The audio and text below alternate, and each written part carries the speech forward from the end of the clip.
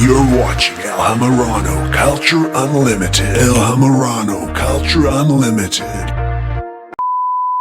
Hey, hello, and welcome to the show. My name is Chace from El Hammerano Culture Unlimited, and today I'm rocking the 22-23 West Ham home jersey. West Ham scored 8 goals in 2 matches, and if that doesn't impress you, how does 10 goals in a week sound?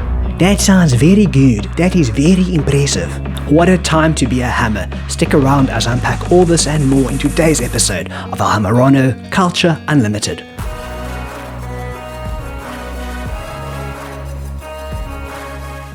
Especially if you pair this win against Bournemouth with a win against Ghent on Thursday night. Fingers crossed the Hammers can do it. They only went and done it. The Hammers beat Ghent and Bournemouth, and it's safe to say the collective stress levels of all Hammers fans has dropped significantly. The win against Ghent means the Hammers will now face Dutch side AZ Alkmaar in the semi-finals of the Europa Conference League.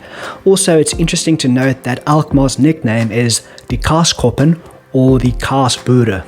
I guess you gotta love that cheese, man. And the win against Bournemouth means the Hammers are now a step closer to Premier League survival, and they're starting to put some daylight between themselves and the bottom 3. Mathematically speaking, West Ham are not safe yet, but form suggests they are on their way to safety. Now, my biggest takeaway from the victories against Ghent and Bournemouth is, why haven't West Ham played this way all season? Against Ghent and Bournemouth, the Hammers were super up for it. They put their opponents under immense pressure. They went for it. They took it by the horns and they brought the match to their opponents. They really went for it. There was none of that painful backwards and sideways passing.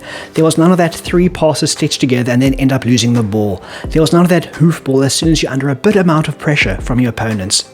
Against Ghent and Bournemouth, it all fell into place. It was like watching the West Ham from lockdown. That's how good it was.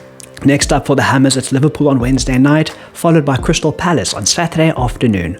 Now, I'm not expecting much from the Liverpool fixture, but if the West Ham that beat Ghent, Bournemouth and drew against Arsenal shows up, we're in for a tasty treat. I am, however, slightly more optimistic for the Palace-West Ham match. Now, since Palace reunited with their boy Roy, they have turned the corner. They improved things incredibly. However, my West Ham bias suggests the Hammers might just nick it. Now that I said that, they're probably going to lose. And that, my friends, is all I have to say about that. What do you make of West Ham's changing form? Do you think they will be safe come the end of the season? Have the Hammers secured their Premier League safety?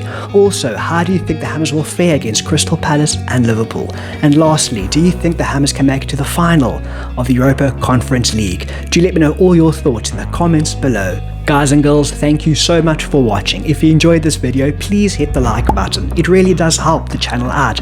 And if you haven't yet, why not subscribe to El Hammerano Culture Unlimited. My name is Chace, and until next time, come on, you irons.